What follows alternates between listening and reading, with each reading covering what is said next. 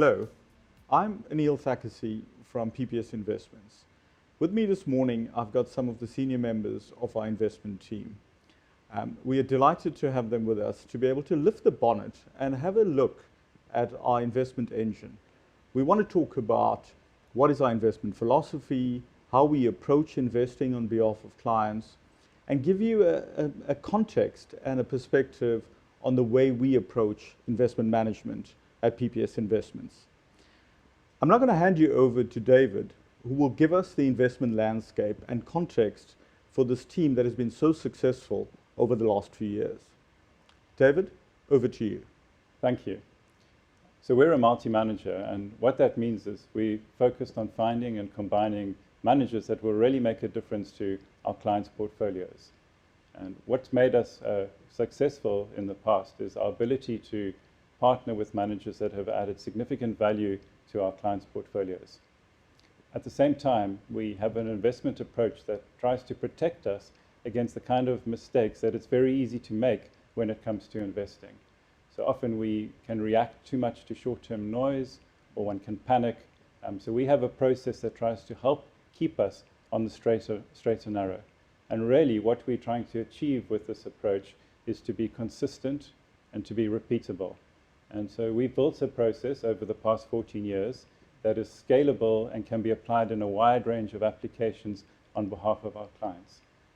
We've also been able to build an investment team which helps play to our strengths, and we're very proud of the team that we've been able to assemble and how we all work together to help create outcomes that benefit our clients.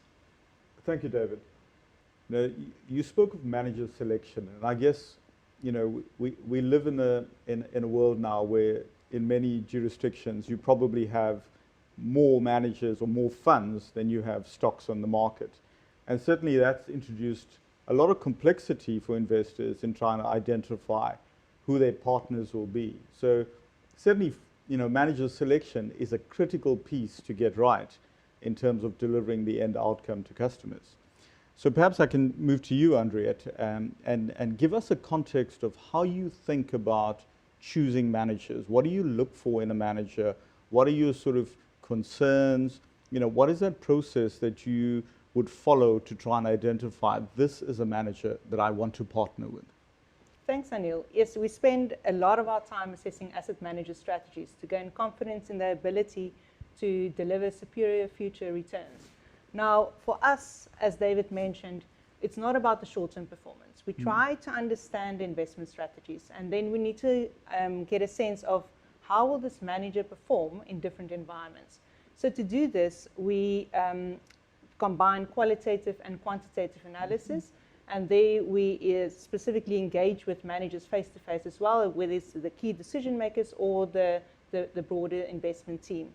Now, we continuously screen the universe of managers just to make sure that we're not missing an interesting manager or a manager that can offer something unique to investors and we can be included in our portfolios.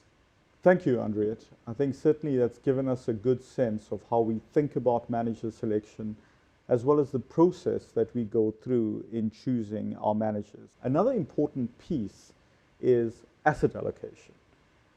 So Risa, perhaps you can give us a sense of how we think about asset allocation and the process that we have adopted to be able to implement asset allocation across the portfolios. Thanks, Anil.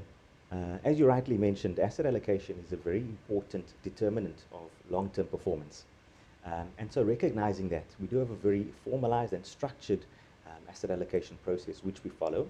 Asset allocation obviously refers to the mix of different asset classes you have in a portfolio that allows one to achieve your investment goals over a certain time frame.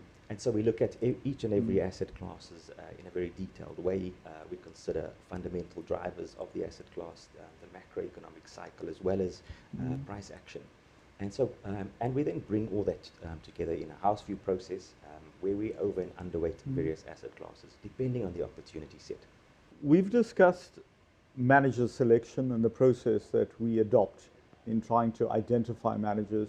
We've also discussed asset allocation and the impact of getting asset allocation right on the end outcome. So really, how does it all come together? So if we think about portfolio construction, can you give us a context of what are the key metrics and what are the key outcomes that you are looking to achieve as you go about portfolio construction? Yes, Anil. That's what we think about when we think of portfolio construction. How do we put together manager selection and asset allocation? And we add manager blending as well. So we think of manager styles that complement each other. So we end up with a more consistent return profile over time. And that's consistent against peer relative performance and against the inflation benchmark that we might have for some of our products.